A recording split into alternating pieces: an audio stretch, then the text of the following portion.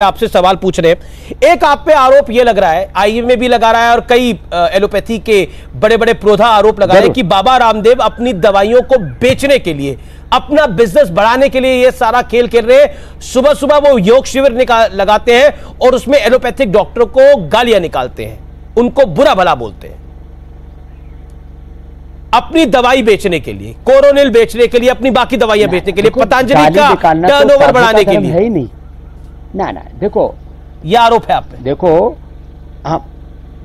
देखो हमारे पास तो जितना सेटअप है, हम तो जितनी अभी डिमांड है उसी की पूर्ति नहीं कर पा रहे। हमारे पास में आप पिछले जो है 6 महीने का रिकॉर्ड, 1 साल का रिकॉर्ड निकाल लीजिए। हमारे पास में 5-6 करोड़ गोली डेली बनाने की कैपेसिटी हम अपनी फुलफिल नहीं कर पा रहे हैं। अमीश भाई, हमारा कोई किसी को कोसना, किसी को दोष देना, किसी को नीचा दिखाना कैसे मकसद हो सकता है?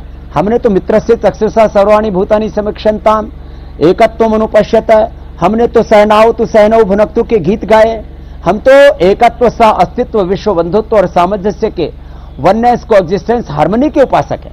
अब इतना हमारे आए कोई एक एलोपैथी का एक भी आप बड़ा हॉस्पिटल बता दीजिए जहां पर आयुर्वेद के ट्रीटमेंट की, जो कि रिसर्च एंड एविडेंस बेस्ड भी मेडिसिन है, वहां पे उसकी उपचार की व्यवस्था हो।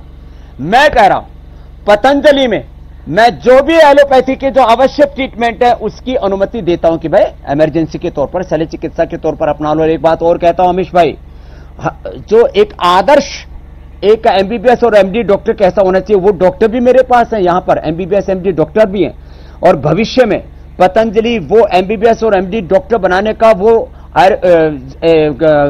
एक मेडिकल का कॉलेज खोलेगा जहां आदर्श रूप में हम एमबीबीएस एमडी डॉक्टर भी तैयार करेंगे। लेकिन बाबा योग, आयुर्वेद, नेचुरोपैथी और अपनी सनातन ज्ञान परंपरा का भी सम्मान करेंगे और नूतन अनुसंधान भी करेंगे। बाबा, इसमें तो कोई दराई नहीं है कि आपका कारोबार है, कारोबार इन द सेंस पतंजलि एक बहुत बड़ी एफएमसीजी कंपनी है अब देश की, इसमें कोई दराई नहीं है।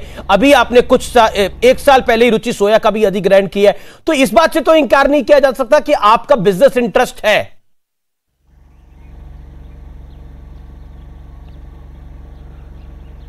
देखो, मैं पुरुषार्थ जो करता हूं उससे अर्थ आता है जी, लेकिन वो सारा अर्थ परमार्थ के लिए है ना मेरे भाई।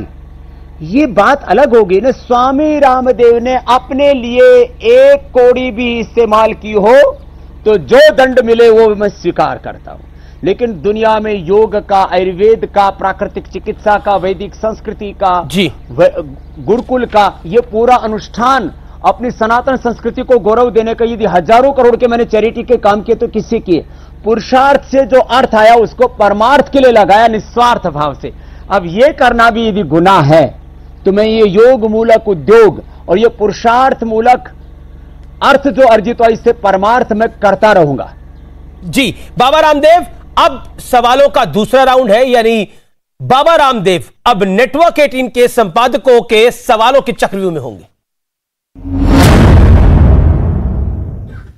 और मेरे साथ इस चर्चा में विवेक नारायण जुड़ रहे हैं, जो कि मैनेजिंग एडिटर है साउथ न्यूज 18 के। आपका स्वागत है। राजीव पाठक है एडिटर न्यूज 18 गुजराती के। आशुतोष पाटिल है एडिटर है लोकमत के, न्यूज 18 लोकमत के। मेरे साथ इस चर्चा में ब्रजमोहन सिंह है, जो कि एडिटर इनपुट है न्यूज 18 बिहार झारखंड के। तमाम लोगों का अभिनंदन है। लेकिन पहला सवाल मेरे पास जो है वो managing editor news 18 CNN news 18 के जाका जैकब का है। उन्होंने सवाल पूछा है बाबा रामदेव आपसे। आईएमए का कहना है कि कोविड से लड़ते हुए 500 से ज्यादा डॉक्टरों ने जान गंवाई है। डॉक्टरों ने इस दौरान योद्धा की तरह लड़ाई लड़ी। ऐसे में क्या आपको अपने पुराने बयान पर खेद है जिसमें आपने कहा था कि जो डॉक्टर अपनी रक्षा नहीं कर सके वो दूसरों की रक्षा कैसे करेंगे?